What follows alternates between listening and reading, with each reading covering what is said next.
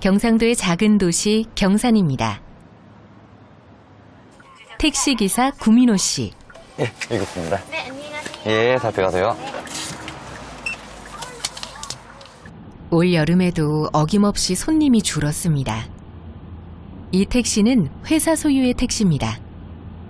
민호 씨는 요즘 회사랑 싸우는 중입니다.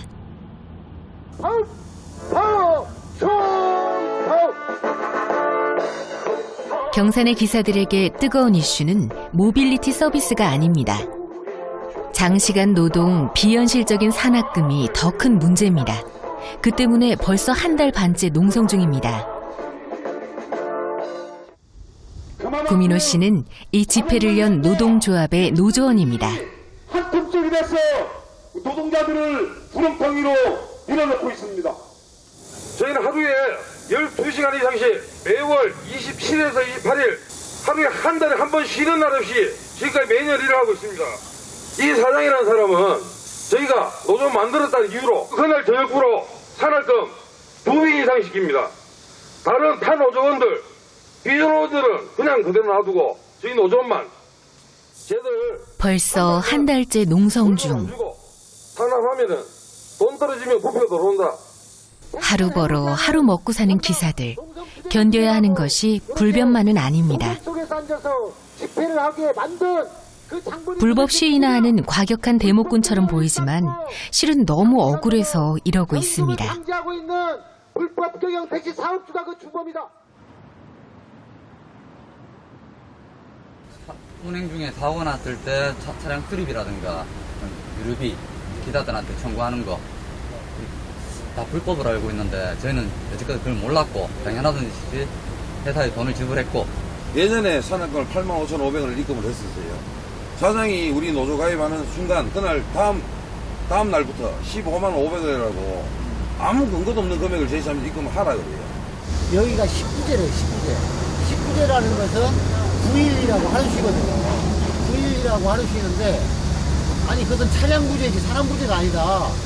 사람은 근로기준법에 일주일 만근하면 하루씩 휴일을 주게 돼 있다. 근데 이제 그게 보장되지 않는다는 거예요. 그러면 9일하고 하루 쉬면 한 달을 27일 아니면 28일이 만근이 되는 거예요. 실제 운행 시간을 파악하기 어려운 택시기사의 경우 일한 시간을 간주해서 정하는데 이걸 소정 근로시간이라고 합니다. 27일, 28일을 일해도 휴무를 받지 못하는 건 소정 근로시간 때문입니다. 올봄 택시기사로 취직한 뒤 기사들을 취재한 이충신 기자. 그의 취재 기사도 소정 근로시간의 문제를 지적하고 있습니다. 취재한 회사 기사들의 입금 자료입니다. 이 정도 벌려면 12시간 이상 차를 타야 하죠.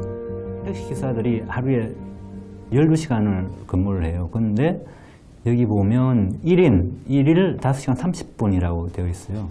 이게 왜 이렇게 되어 있는 거예요? 회사에서 이제 그걸 인위적으로 조정해서 이렇게 쓴 거죠.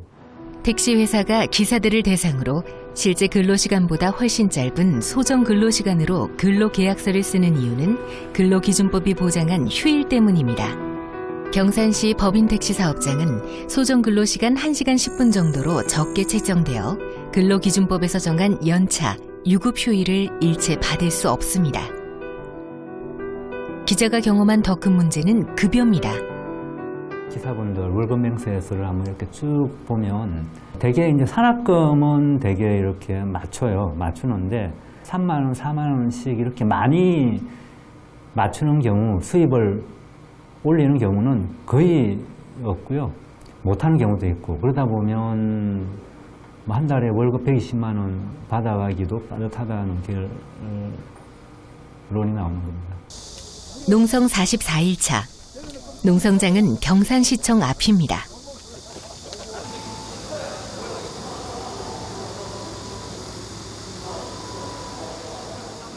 시청의 입장은 무엇일까요?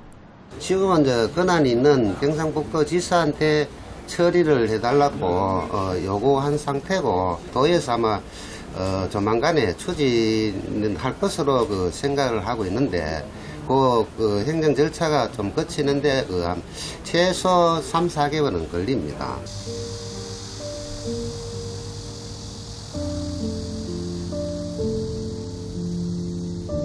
근로기준법에 노사가 합의해서 소정 근로시간을 정하도록 한 것은 그러니까 실제로 초과노동을 많이 하는 사업장에서 그 시간을 일일이 계산하기 어려울 때 실제 근접하게 소정노동시간을 노사가 합의에 정할 수 있다는 뜻입니다.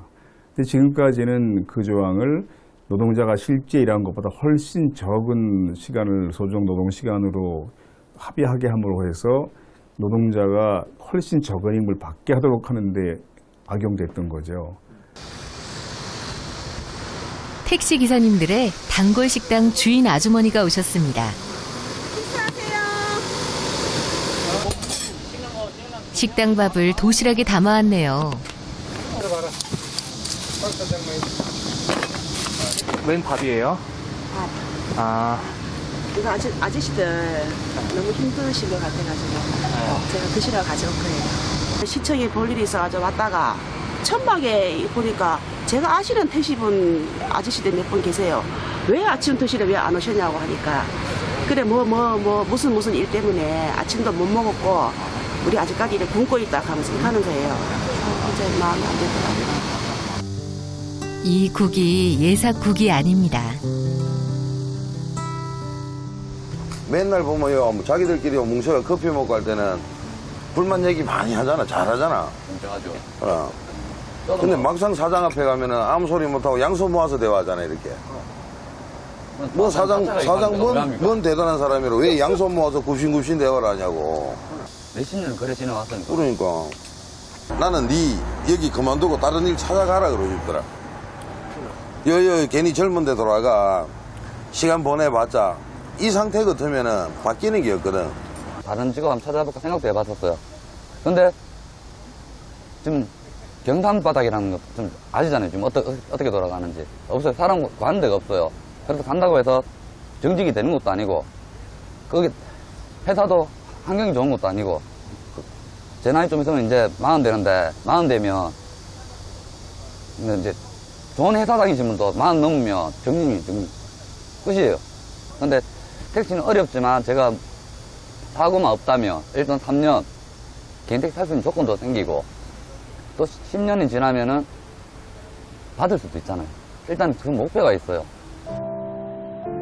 개인 택시, 그 무모한 꿈 말고는 다른 길이 없습니다. 근데 핸도 맨날 버는데 끝내 맨날 마이너스잖아. 맨날 밑 빠진 동에 물 붓고 있잖아, 지금. 나도 그게 걱정인 게, 우리 봐도 이제 22 넘어가고 하니까 조만간에 시집 보내야 될 거잖아. 이래갖고는 이거 TV 하나 사주겠나 싶다. 아버지가 아니라면 좀 덜 힘들까요? 아니면 아버지여서 겨우 견뎌내는 것일까요?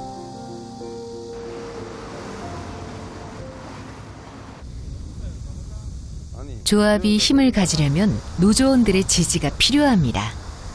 처음 조합원 4명으로 시작해서 지금은 31명이 되었죠.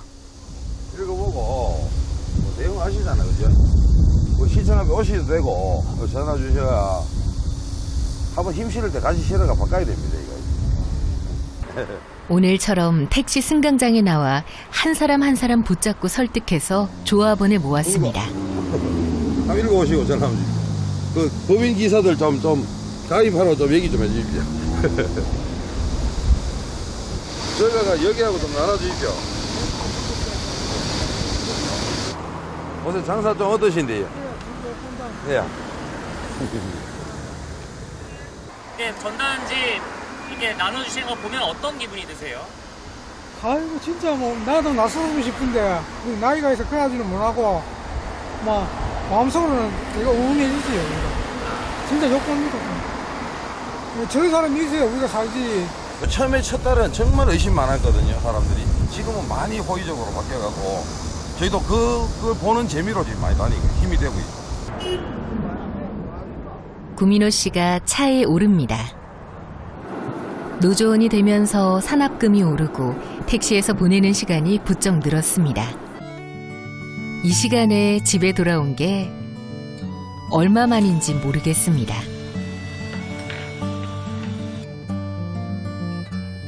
늘 자는 모습만 봤던 둘째, 아주 신이 났습니다. 집밥, 정말 오랜만입니다. 나연이 아빠 오랜만에 보는 거 아니야, 아침을? 며칠 전에는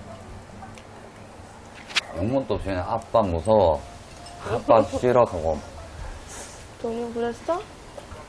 꼭 애들 뭐 학대했는 것처럼 그러니까 그때는 참 제가 다 기억나? 속상해가 좀 울었거든요. 이제 아빠 좋아하지? 아빠 별 잘 안 가.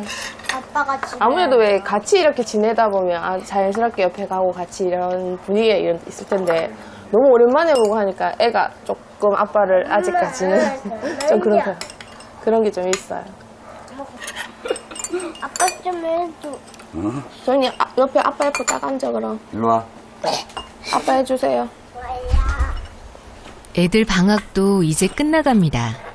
남촌 물놀이장 갔다 오면 되겠네. 언제? 나연이 아무것도 안 그러고 보니 여름 내내 아무 데도 안 갔습니다. 그때 가면 되겠네. 그때는 아빠 잠시 쉰 날이야. 잠시 따라갈 수 있겠다.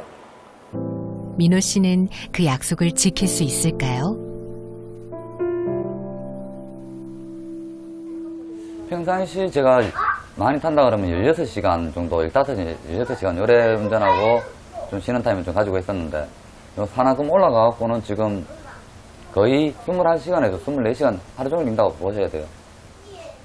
이런 말을 하면 어떻게 그런 일이 가능하냐고 되묻는 이들도 많습니다.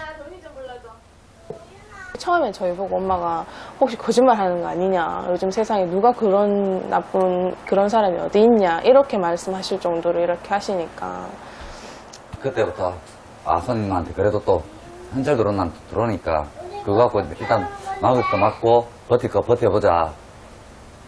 간간히 겨우겨우 버티고 저희가 매달 5일 되면 저희 돈을 가스 넣는 것에 대한 환급을 받아요. 가스를 많이 떼면 뭐 많게는 30만 원, 뭐 20만 원, 20 받는데 그거마저 회사에서 가져가 버린 거예요. 그게 있어야지 이제 카드값 딱 맞고 싶고 그래야 되는데 멍해지는 거예요. 그 돈이 있어야 아이들 먹이고 입히고 학교도 보냅니다.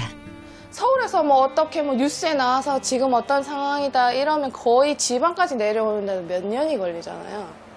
정책 같은 게. 근데 이런 것들이 저는 지방에 산다고 해서 좀 늦게 이렇게 개선된다는 게 나는 조금 그렇더라고요.